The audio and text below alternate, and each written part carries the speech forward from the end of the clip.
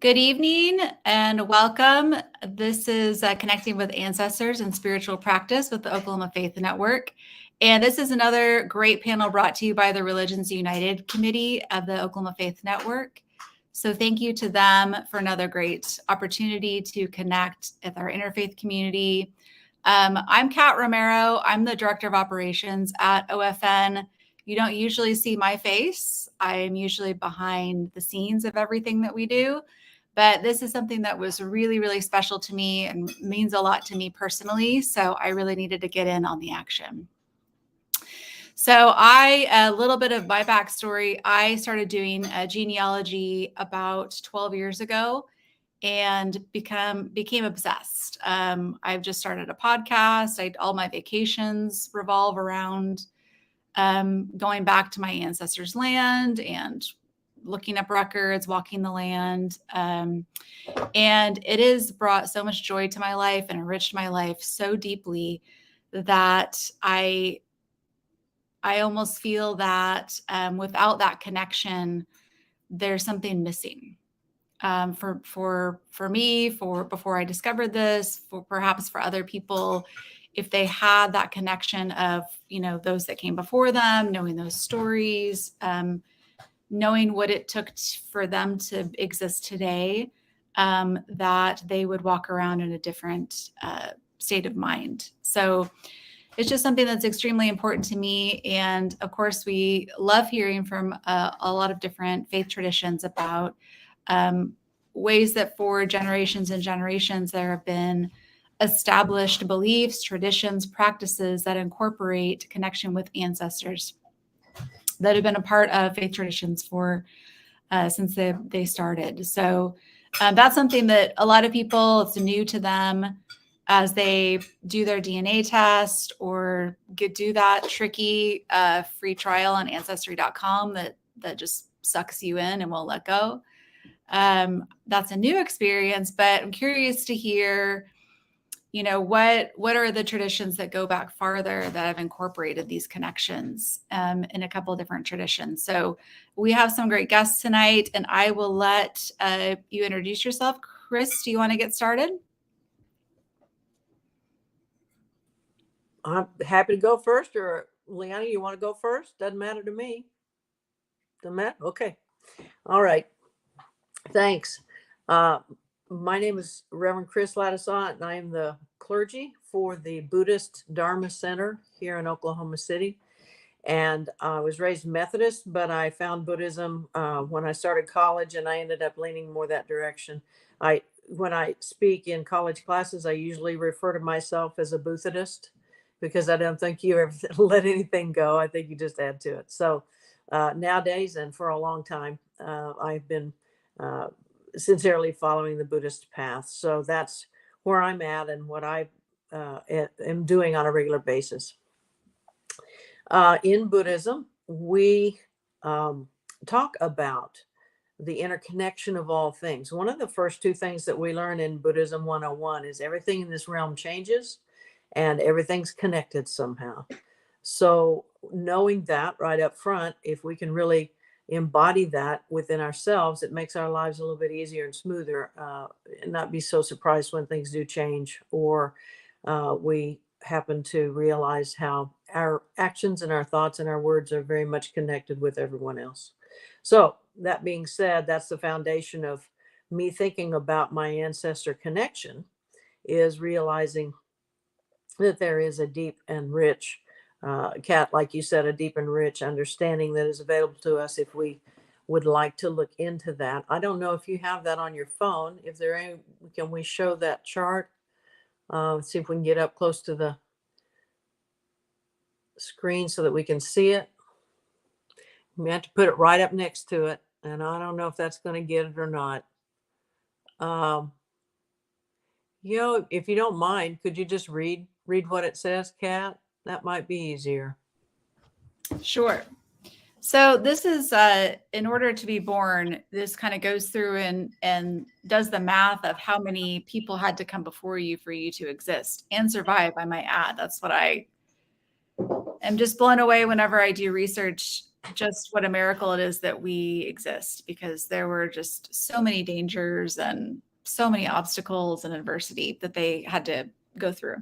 So you have 2 parents, 4 grandparents, 8 great grandparents, 16 second great grandparents, 32 third great grandparents, 64 fourth great grandparents, 128 fifth great grandparents, 256 sixth great grandparents, 512 seventh great grandparents, 1,024 eighth great grandparents. So that goes back 12 generations. And so this is just kind of asks you how many struggles and battles, difficulties, how much joy is something I like to think about too. And we'll talk a little bit about that a little bit later. How many love stories, how many expressions of hope for the future did your ancestors have to undergo for you to exist in this present moment? It's really beautiful. Thank you, Kat, for sharing that. I just think it's a good perspective for us to really sit with and realize the interconnectedness of all of that. For Buddhists, we look at this, understanding this interconnection as a chance to perhaps heal lineage issues, and also just to express gratitude for being alive because of all the things that you had just stated. I look at the people who come to the Dharma Center in Oklahoma, and I have noticed that many of them are fulfilling what I would call being a cycle breaker in their family, whether there were habits or perhaps addictions of alcohol or drug or other things that people struggle with during their lives, and that these people are practicing and hoping to break those cycles for themselves, which would mean that those don't get passed on to the next generations. And also with the way that we practice, which also sends energy back up line to the ones who aren't in a body anymore, that maybe we can help heal some of that too. So how we do this, one of the major ways that we do this is when we chant, and we chant excerpts from the Lotus Sutra in our sect of Buddhism. We do a chant, and at the end of the chant, it's called the transfer of merit. And I'd like to share this with you. Basically, what it says: having respectfully recited the great vehicle sutra of the lotus flower, the wonderful Dharma, may we transfer its merits to, and thus reciprocate the boundless compassion of the eternal Buddha Shakyamuni, the Tathagata abundant treasures, the embodiments of the Buddha, the 4 great bodhisattvas, the Mahasattvas, the founder and co-founder of our sect, all the guardian spirits of the member families of Rishoku Sekai, and all the countless spirits in the 10 directions. So what we're doing at this point, and it says, continuing, we reverently offer and transfer the merits of this recitation to all of our ancestors and all others who are recorded in our memorial registers, all those whose memorial day is today, and all those who have passed beyond, known and unknown to us, wherever they may be, so that they may delight in the taste of the Dharma and quickly accomplish the wondrous fruit of supreme awakening. We earnestly pray that with the help of divine guidance and protection, all living beings may awaken to their Buddha nature and world peace be achieved. So that is something that we recite at the end of every time that we chant, whether we're doing this together as a group or whether we're doing this in our own homes. And so an example of what the home memorial, it looks like this, and each day across the top are numbers in Japanese, but each day you flip the chant of the page to the next day, and if there was a name on there, then that morning when you greet the altar, you will light some incense, say a prayer for that person. And so instead of going to the cemetery once a year and putting flowers on the cemetery plots like I did when I was growing up, in this practice, I noticed those names once every month. And so it gives me time to sit with them, do something for them, spiritually say a prayer for them, send energy to them, light up, some incense or a candle, and spend some time thinking about them, connecting with them that way. So when it says all those names in our memorial registers, that's what that is talking about. And at the end of, towards the end of the chant is what's called the universal transfer of merit. This is our chant book. And the universal transfer of merit is this: May these merits extend universally to all, so that we and all living beings together accomplish the Buddha way. And that is said 3 times during the process of the chant. So that's a little bit of text reference on that. And then, do you want me to stop for a little while, or do you want to just go ahead and do the whole presentation since there's 2 of us? Maybe we can have Loriana introduce herself and just kind of what perspective she's bringing. But I love that the having the name actually written there on the specific day and saying their name out loud. I feel like that's a really important piece of this, is sort of, especially for my father's side of the family. He didn't know anything about his family line at all, or his ancestry at all. And so learning about them and seeing, you can see on Ancestry too, you can see other people have added them to their trees or not. And on my mom's side, books have been written, lots of people, they were in lots of people's trees and everything. There was no one who was looking at these ancestors on my father's side. And so I really feel like telling their stories, which is why I've started the podcast, just saying their names out loud is a really important way to shine a light on their lives. In fact, the podcast is called Luminaria because it's about bringing light to, honor their lives and their sacrifices and their joys and their stories, to really just shine a light, because they were in the dark for so long. So I love that practice, Chris. Thank you. You're welcome. Loriana, do you want to just introduce yourself and where you're coming from tonight? Hi. Well, I hope you can hear me all right. Good. My name is Loriana Lee Knapp, and I am a member of First Unitarian Church. I started there in 2018. I actually come from a Christian background growing up that had a mix of other things. It's hard to say. As an African American, there are some things that are just kind of just understood, but not given a name to really when I was growing up. But so I kind of felt like a hippie Christian kind of kid. But then I found myself going more towards an earth-centered path. And so I'm now under the umbrella of pagan. If you give it a name, I guess you can say I'm an eclectic witch, but I'm definitely of an intuitive spiritual person who has a very broad faith, who finds the sacred in so many things, and people, in places, in objects, in memories. The sacred is everywhere, and I just wanted to practice that. Help to that was already innate within me to be able to help that flourish. As Reverend Chris said earlier, let's see. I grew up with an understanding that if I needed help, if I was scared, if I felt alone, that I call on the ancestors. That has always been. I thought everybody grew up that way. I didn't know that not everyone grew up that way, but that was my understanding. So we grew up with the understanding to listen. So there was the listening of God, and then the end of Jesus and of the Holy Spirit, but there was also the listening of ancestor. Yeah, that was very important to know the difference of happening within dreams, signs, omens, discernment, things like this.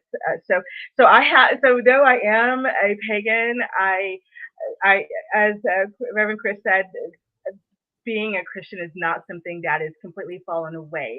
It is something that I add to, and it's very intuitive practice that is very much informed by different family members, different things that I thought just were in my family, and I find out, no, this is a thing. This is, people do this. There's a name for it, and I had no idea. Like hoodoo. I'm like, really? There's a name for this? I didn't know. So there's a lot of things I know intuitively, I guess, spiritually, that I've been led throughout my life, and I just have found that it's a thing.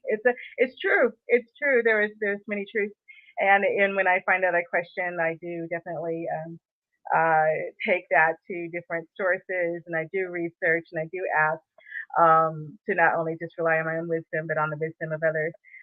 But that's pretty much my path right now. It is eclectic witchcraft. Um, I also do prayer. I'm also very spiritual, just in all ways. And I look for the sacred in everything. Love that. And so you said that you kind of grew up knowing to ask your ancestors for help. Was that something that your family talked about, or do you know where that started from in your family? That's a good question. My father was very much the one who told us that. I actually was born in California, and we began in California, and so we were away from most of our family who's here in Oklahoma. And my dad's side, my mom's side has Native American as well, but my dad's side has more recent. And so he had gone to powwows and things when he was younger. There were just stories that I knew of his past and of his father's past and his mother's past that were kind of trickled down to us. Um, and the first essential thing I can remember learning is about the ancestors. That's key, absolutely key. Yeah, I was, especially when Chris was talking, was reminded of a native practice of when you introduce yourself, you acknowledge your ancestors and your clan, where you're what line you're from, who are your people, basically. So that's great that you bring that perspective. So Chris, going back to you, you talked about some of the texts and practices, but what are some other? I remember actually this talk was inspired by Chris, who brought the Buddhist perspective to our holiday celebrations panel, I believe. And he was talking about a specific practice that involved ancestors. And that sort of course, while I was running the tech in the background, of course, was like, ooh, we need to have a whole panel on this. So what are some more of those practices in Buddhism? And interestingly enough, in our type of Buddhism, we have 3 memorial services each year, and these are connected to the seasonal changes. There's one in the spring, one in the fall, and then one in the summer. And every time we have a memorial service at the Dharma Center, when somebody passes away, we give them a posthumous name. And so those names are recorded. And during those 3 memorial services, part of the service is to read those names aloud. And then we talk about maybe family stories. We talk about the practices in the United States and in Japan specifically, because that's our lineage Buddhist wise, about things that are done for Memorial Days and, cultural patterns of things, and also family celebrations of things. So reading those names during the 3 memorial services each year as a group is done.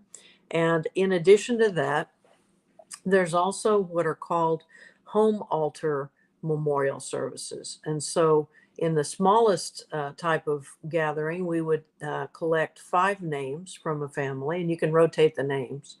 But you may want to have a service at home and invite a few people over and just do a chant service for those 5 people, and then talk about those 5 people. Or obviously, if somebody has just transitioned, you would have a home altar service and also dedicate the service at the Dharma Center for that person that week. We also do that when they pass away. But the interesting thing about the reading of the posthumous names for the home altar services in Japan, there is a very large memorial service that you do once in your lifetime, and it's called a sokuyo. And what that is that the member takes as much time as they need to collect all the possible names from all your family members that you can find out about. Now, in America, there's not that many. We move around so much and we lose track of people. And so to gather all the names for a sokuyo In the US, maybe 80, 100 max. But in Japan and in Asia in general, they keep the lineages much more intact. And so they know. So there may be 200 names, 250 names for a family Sokyo, which takes a long time.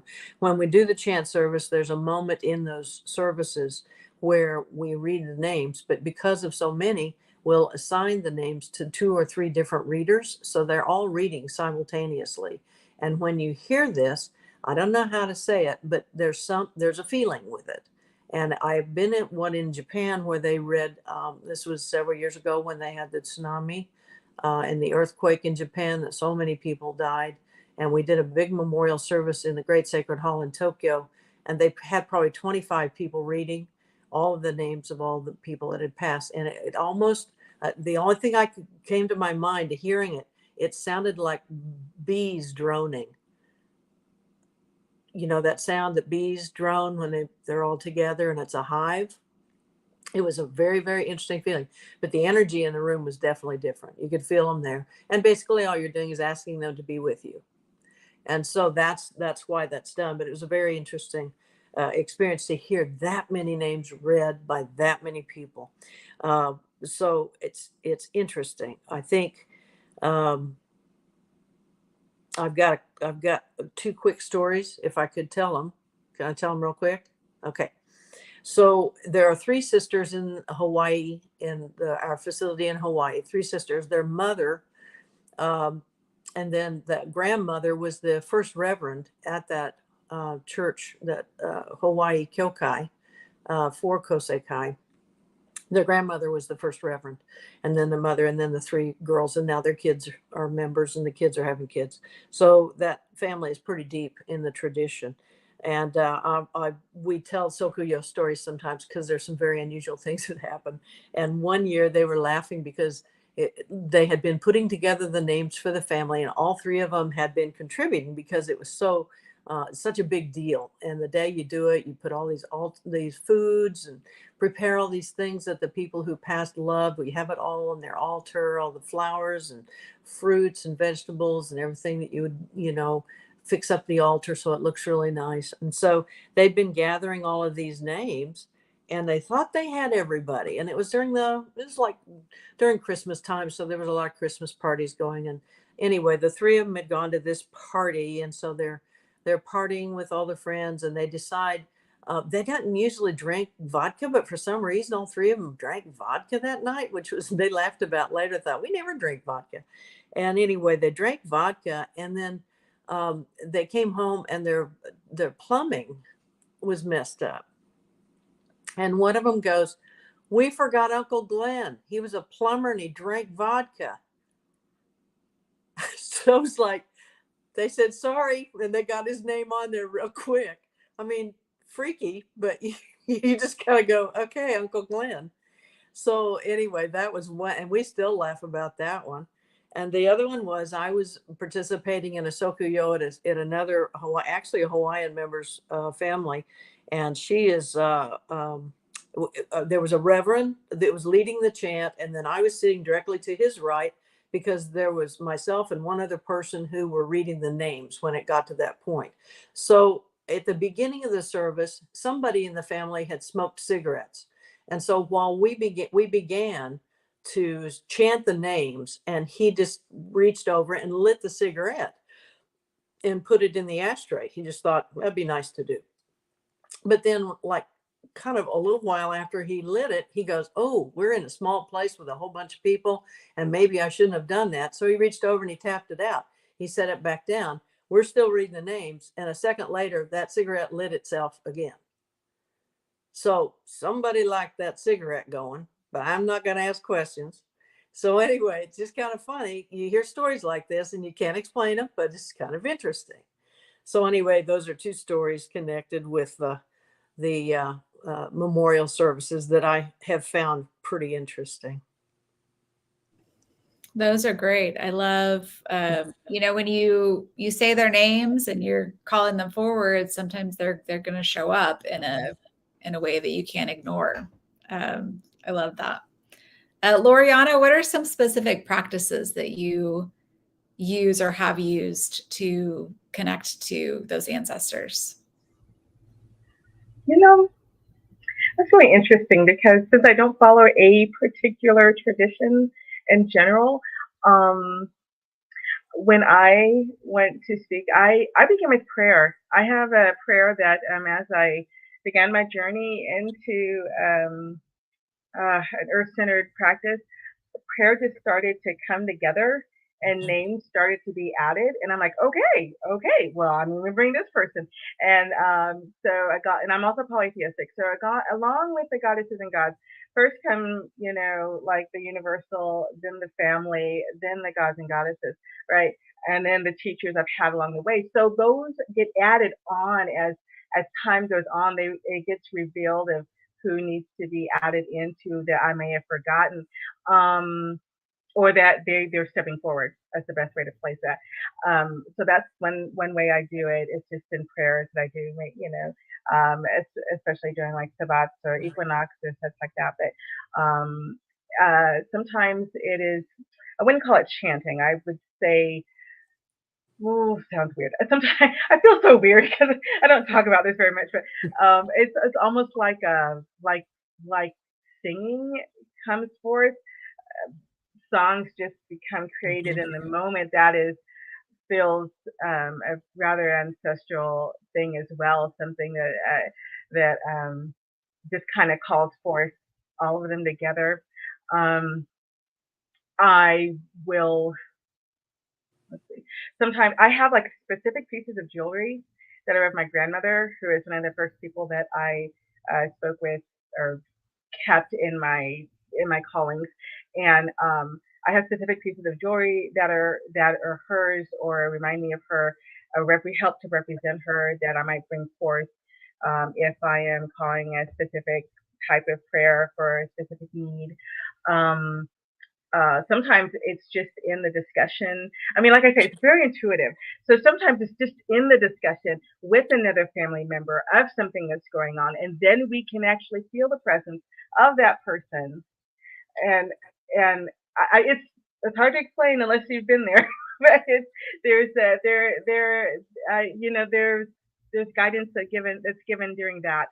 There's prophetic word that's given during that, and I've had things confirmed that people didn't know that I talked about or prayed about or asked my ancestors about, that my dad would confirm with me, or my sister, or my husband. It is very, for me, I'm a very eclectic kind of person. So I need things that are going to very much catch my attention.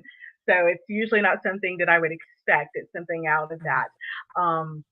I can say now I have a story. I got a story if I could tell.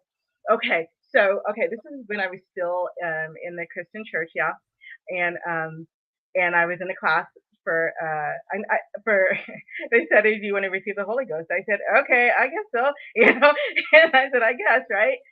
And he said, "We're praying and stuff," and he said, "Open your mouth," and it started to flood out. I began to speak in tongues, which I didn't expect to happen. But the other thing that happened was not what other people told me happened. I didn't see specific God or goddess or anything. I saw and I heard the celebration of my ancestors. I saw and I heard my lineage all the way back. That was what was most profound. That was for me the most amazing moment. And I said, oh my gosh, it's so much bigger than what people realize. That for me was actually my huge awakening to ancestors in my soul. That was the first I really heard as an adult for myself. And that was so profound, and I carry that with me always. It is the most one of the most amazing experiences I've had in my life. And they make themselves known sometimes to other people that turn around and say, I saw something during meditation, Loriana. Is your grandmother here? And I said, yeah, probably. Yeah, you know. So it's really, and I mean, I'm not surprised by it anymore. I used to be kind of surprised, but they're more omnipresent in my life than I realized, and I am extremely grateful for that. I know it's hard for me to give like a lot of specifics of what I do because it's an ever growing intuitive kind of practice. I could be outside walking, I see a robin or a cardinal at a specific time when I'm having a certain thought, and I'm like, okay, gotcha. Or I see a crow at that moment. I'm like, okay, gotcha. You know, so it comes a prayer might go out at one time. The answer might be immediate. It might be in a dream. It might come out of doors. Usually, it does come out of doors somewhere, or with another person. So hopefully that kind of answers your question. But if I missed something, let me know. Yeah, absolutely. I kind of want to go into, Chris, you mentioned something at the beginning about healing your ancestral lineage. And I think that that's more important than ever as there's a lot more discussion about mental health, emotional well-being, healing, more recognition of where some of this stuff is coming from, and when you do learn more about your ancestors' journeys and the things that they went through, it's twofold. You have obviously all of the really difficult things that they went through, and all those sacrifices. You also have those sort of negative things, adversity, trauma that can be passed down. You also then have to consider the strength that you've inherited, the resilience that you're carrying with you that enabled them to get to where they were able to. And when you look back at patterns and cycles of intergenerational trauma or dysfunction, or even just certain patterns. I actually just this weekend was listening to a podcast about where they were talking about, when your family pattern or your family dynamic is to ignore things, to not talk about things. They were sort of talking about that cycle breaking that you mentioned, Chris, that I just had a bunch of family in town, which is probably why I was listening to that podcast. And it was just very clear, that I'm a cycle breaker in a lot of ways, and that's not always comfortable for the family. And it's hard for me to not, because I know I'm that person who's not just going with the flow, who's not just falling in line, who's not just, not going to talk about things or whatever. And so I struggle because I want to belong to my family. I want to fit in. I want to be, part of the dynamic that's there. But this podcast was just a really good reminder for me that that's difficult work, breaking those cycles and going against what has been the pattern of communication or relationship since you were a child.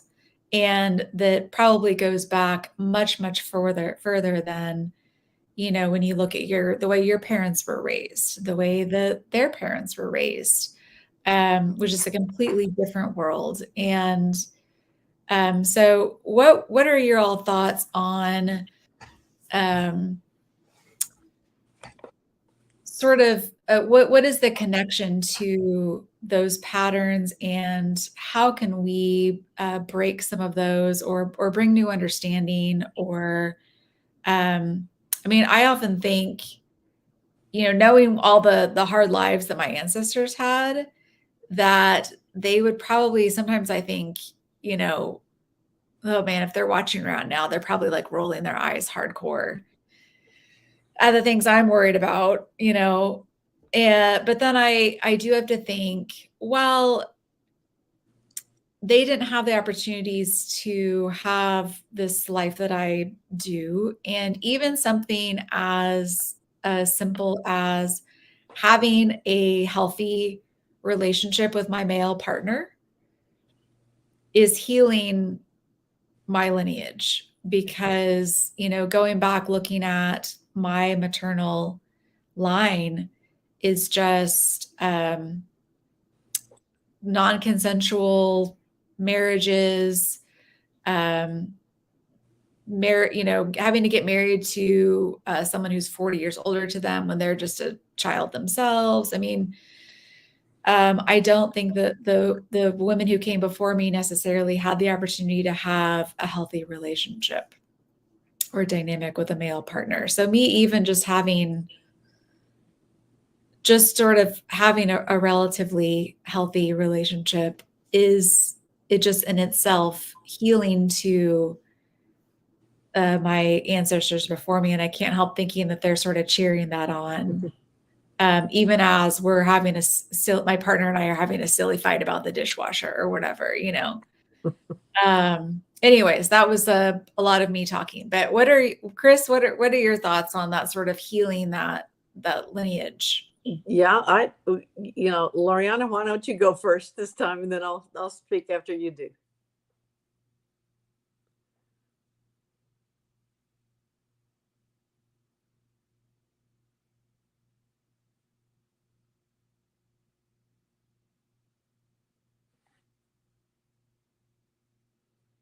You're still muted, Loriana. Interesting. I've only. Okay, how about now? Yes? Okay, I got a thumbs up. Okay, my apologies. I think I froze too. It's so interesting, that question. My brother and I have spoken about, we just spoke just pretty much on a, parent and grandparent level, because we don't know as many of the stories of our family. There's been research into names and places, but there's so much of just like the family lineage that I cannot tell you stories about. I can't, and they're gone. Lost a lot of them. The elders are gone, so I couldn't tell you. Um, but yeah, life is hard. Life is, and there are things that come up. There anger that we had that we didn't know where it came from. There was, uh, you know, visceral responses to certain things that we couldn't quite figure out. And my brother and I are rather close, we're about 3 years apart, and we have a tendency to go ahead and just discuss those things, discuss the things that bothered us, discuss the things that we thought were perhaps difficult or abusive or wrong or correct, and we sought about to break those cycles. We very this started in I'm 50 years old now. So this started when we were like 20, so about 30 years ago. We started having these discussions of being very cognizant and aware of what we want to carry forward, what we remember, but what we carry forward, and who we are as Lee, right? My last name is Lee. So who we are as Lees, who we are, and my mother's name is Johnson. Who we are as Lees, who we are as Johnsons. What does that mean? How do we carry that forward? We're teachers. We love education. We love joy, creativity. We love music. So in that is where we work in our healing.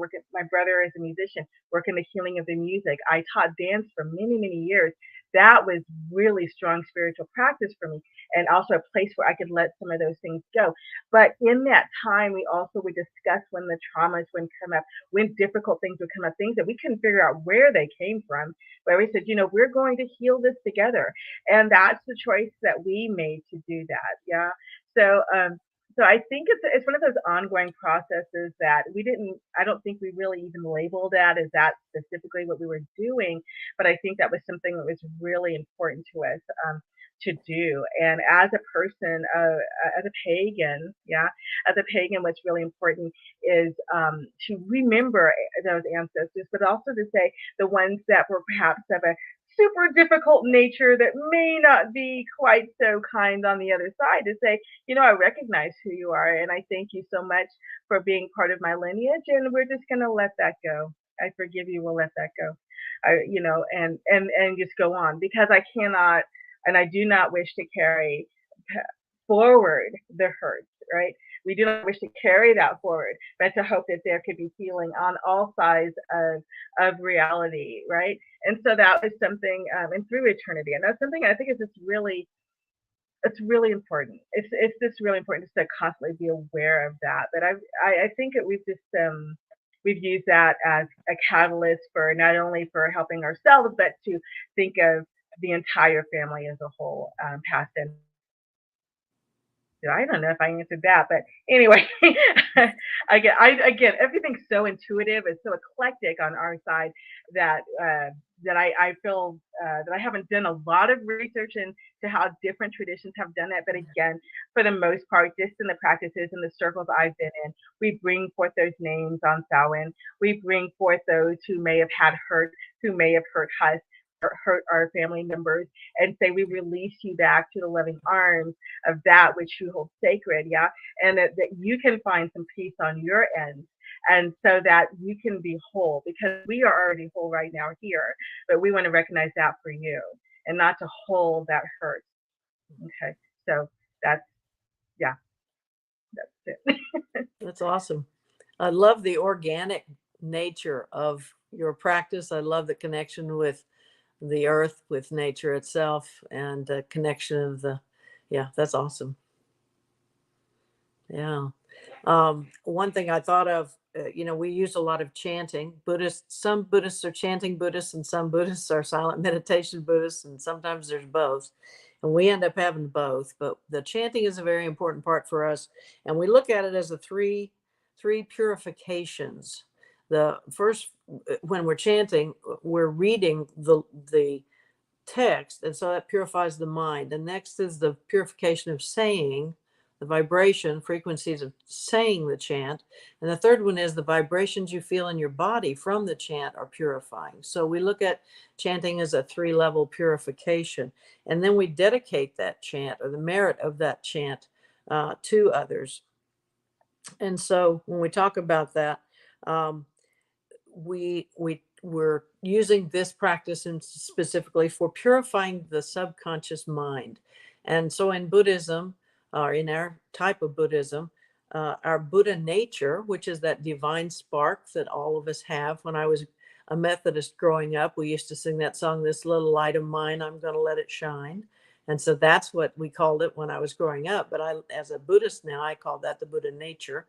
So that's in all of us, that spark of divinity that's in all of us. And so that's our connection with each other, because the outsides all look different. So that is our connection. So when we're purifying the subconscious, because, we know from science that most of the time we respond to things, we do it unconsciously. There's a lot of patterns. And Kat, where you're talking about responses and knee-jerk reactions and things like that, a lot of those responses come from old patterning, whether it's familial or personally that we have adapted, and sometimes trauma response things. So what we're trying to do is learn how to purify our subconscious mind, which when we can purify that out, and we do it by chanting and some other practices, we begin to lift, because of the Buddha nature is the bottom of that. And so when we begin to basically clean out the junk that's in there, and we stop responding unconsciously to things, and we begin to have awareness in the moment and be mindful. Those are key words in Buddhism. And when we are conscious of each moment as it happens, we have the highest choice possible to make the highest beneficial for us and others decisions, right? So it's in that awareness of the moment. So what we want to try to do is begin to make choices instead of knee-jerk reactions, but we have to be aware of all of that. So our practices are intended to purify the subconscious. And once we do that, that Buddha nature naturally rises up, and we begin to respond from that naturally instead of old patterns and old behaviors. And then once we do that, we start putting out different energy into the world. So that's really the intent of it. We also have silent meditation, and there's definitely benefits for that, and tremendous amount of variety of silent meditation practices with different intentions. And that is really valuable too, because you've got to sit in the silence to receive the messages from spirit. So I think it's really, really important that, and we all have our way of doing this, but it's really important that we sit and just zoom into that silence and let things speak to us. I think that's really important for all of us to do. So some of our practice are intentional, actual physical practices. I'd say anything you do in mindfulness is a meditation, whether you're creating an altar space or whether you're cleaning the house or whether you're preparing a meal for people you love. That is a mindfulness practice too, and it is a meditation. So if we learn to live with that awareness, then we are living a life full of gratitude most of the time, because we see things as they're happening instead of looking back on it. Oh, that was cool.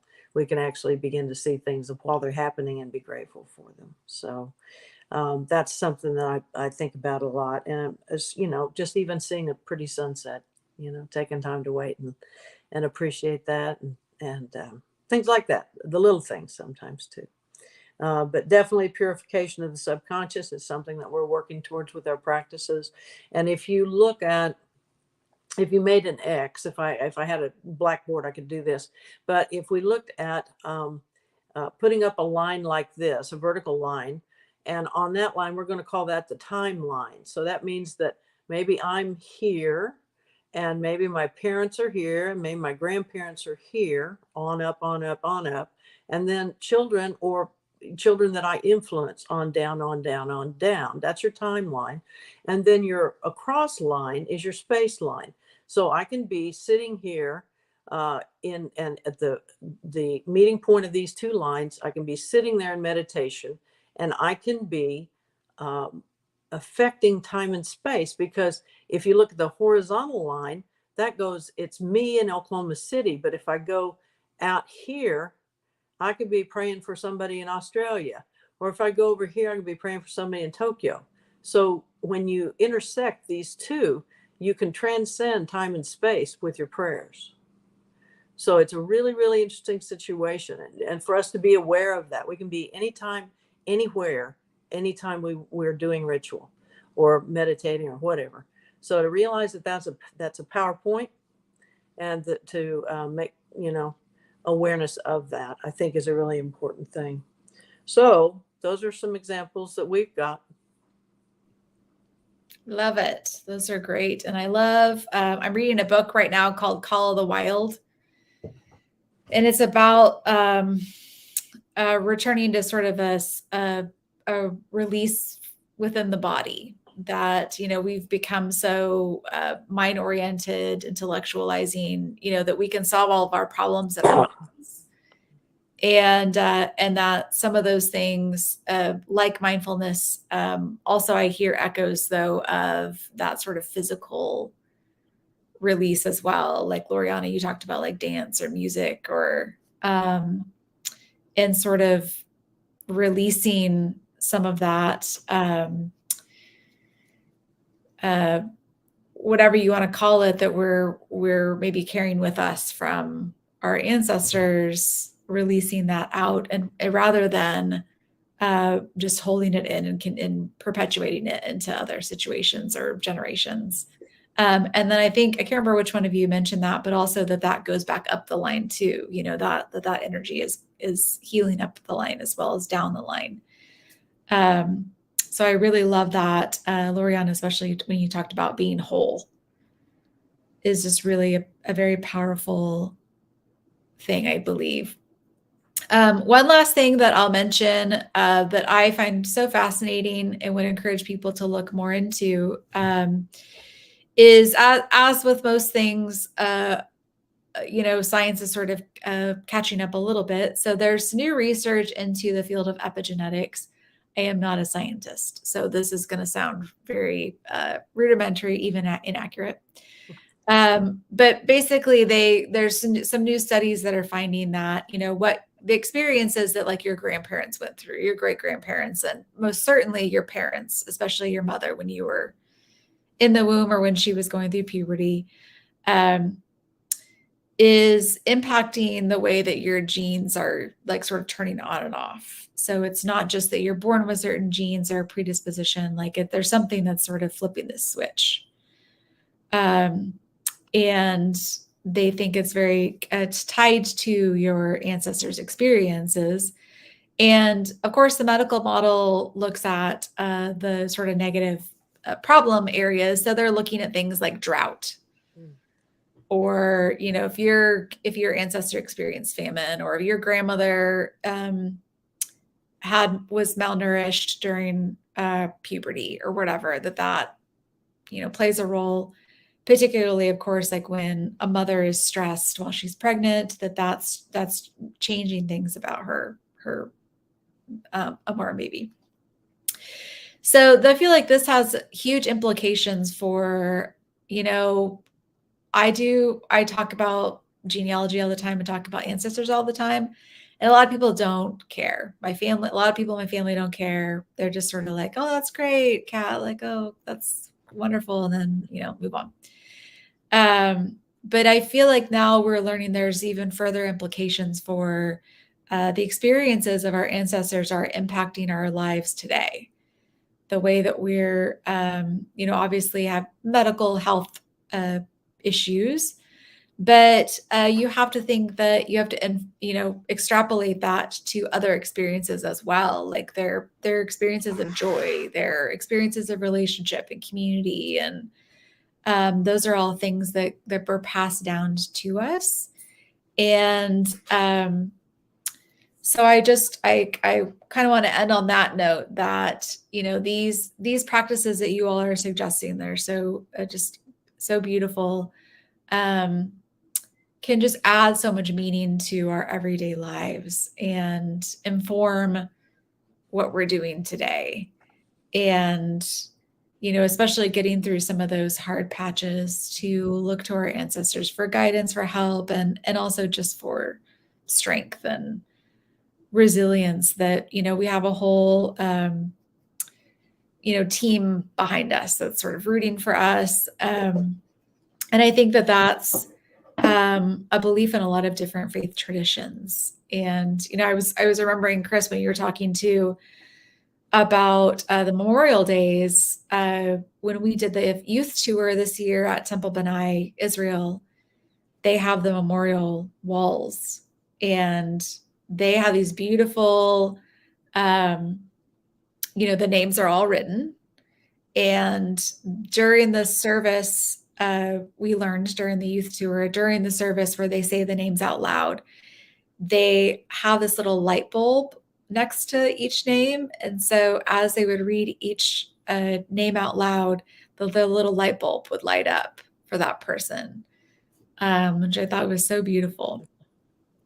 And I find myself drawn to artwork this is where I always sit when I have to do, you know, Zoom calls, and it's the sort of, you can't see all the messy parts of my house.